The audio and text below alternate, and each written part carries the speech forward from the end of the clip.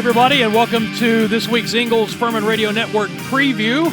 I am Dan Scott. Good to have you with us as we get set for Homecoming 2023, Furman and ETSU here at Paladins Stadium. And as I am recording this, I'm looking out over the playing field here at Paladins Stadium toward Paris Mountain. The leaves are turning. It is going to be such a gorgeous day for football. Actually supposed to be in the low 80s by the time we kick off on Saturday. So just a beautiful day for football. Furman coming off of that huge win on the road against Western Carolina.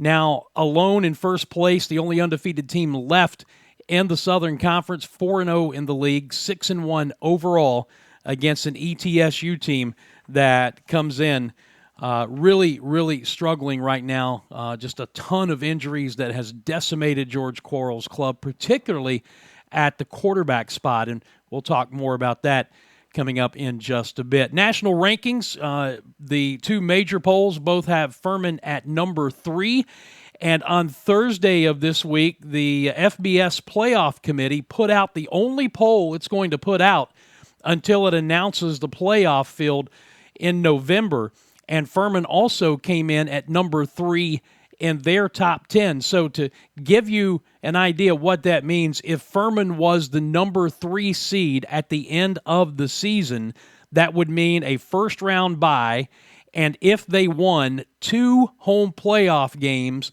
before possibly having to go on the road for the FCS semifinals. So a lot still to play for Clay Hendricks' club with 4 regular season games remaining beginning this week against ETSU.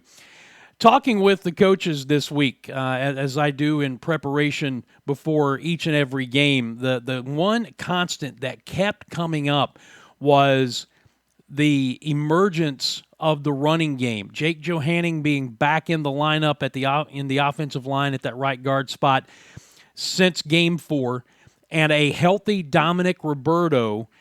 The last 2 weeks, we've seen this ground game look like, from the running back spot, what we thought it was going to be at season's beginning.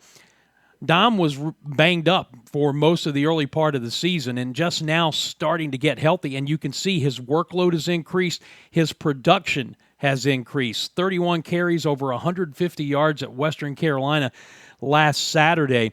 And then, because of the other injuries, putting Wayne Anderson Jr. back in the backfield where he spent the majority of his career before transitioning to wide receiver last year, has given the Paladins something of a thunder and lightning effect from the running back spot. And you saw that in evidence against the Catamounts in Cullowhee. Dom doing what he does, running hard between the tackles, and then Wayne with that explosion and the ability to turn anything into a big play. It's really been a kind of a blessing in disguise. You never want to see kids get injured. I don't mean that. But to have the depth that Furman has had, both at the running back spot and at the wide receiver spot, to give you the flexibility to move Wayne Anderson Jr. back into the backfield, it has provided Justin Roper with just another weapon in this Furman offense. And we, I'm sure, are going to see more of that this week against ETSU. For the Bucks, they come in with just 2 wins, and mentioned the injuries for George Quarles' team have been just decimating. They are on their 5th-string quarterback. He's a walk-on. Their backup quarterback is a walk-on. William Riddle gets the start. Haynes Eller is the backup. It's been that kind of season. And then last week, their leading receiver, a very, very talented young player by the name of Will Husby, actually a young player, redshirt senior, tore his ACL. So as if it wasn't bad enough for them offensively, Huzzy is done for the season. The one thing they can do is run the football. Bryson Irby averages over about 5.3 yards per carry on the season, and they're starting to do some things because of injuries and the inexperience of the quarterback spot. They're starting to do some things out of the Wildcat, so expect to see that on Saturday. This is a team, Clay Hendricks says, regardless of the record, regardless of the injuries, they are playing hard. He sees it on every game film, And their strengths kind of match up with Furman's strengths in that ETSU runs the ball and is pretty good at stopping the run. And, of course, Furman likes to run the ball and has been pretty good at stopping the run as well. So for the Paladins, the plan is simply to come out here and take care of business. And in talking with Coach Hendricks, and you'll hear some of these comments in the Pepsi Countdown to Kickoff on Saturday, going back to the Citadel game, post-game, it was Tyler Huff, I believe, who made the comments about the team playing to the level of its competition. He was not happy with the way his club played after the Citadel, and you see the way they responded the last 2 weeks at Samford, at Western Carolina.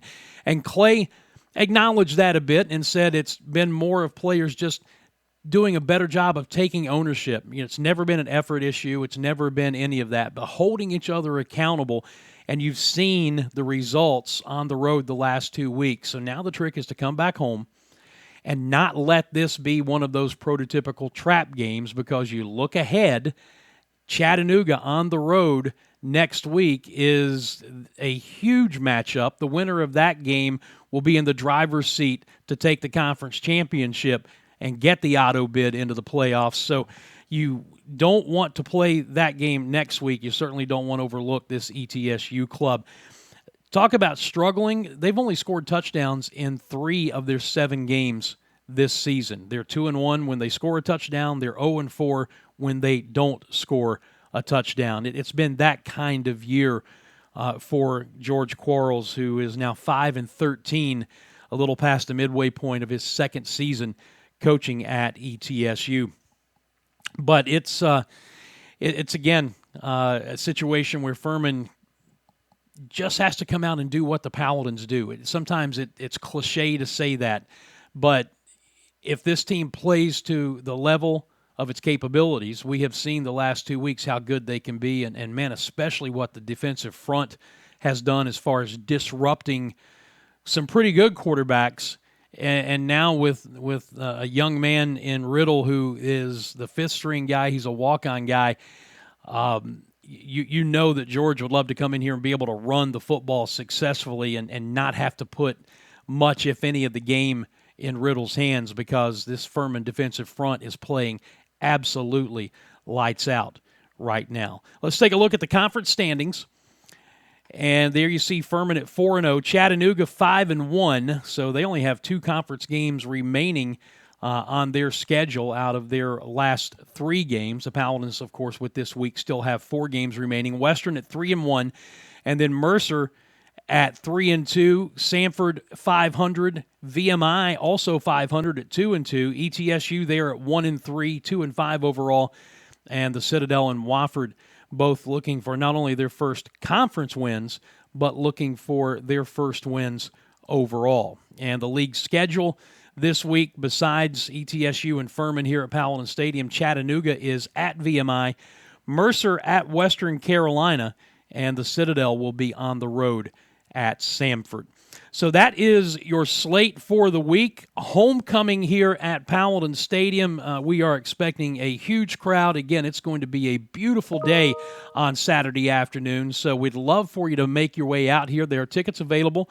FurmanPaladins.com is the easiest way to do that, but you can probably walk up and get a seat. But I wouldn't wait too long, because there's a lot of momentum and a lot of excitement building, and we are expecting a huge homecoming crowd.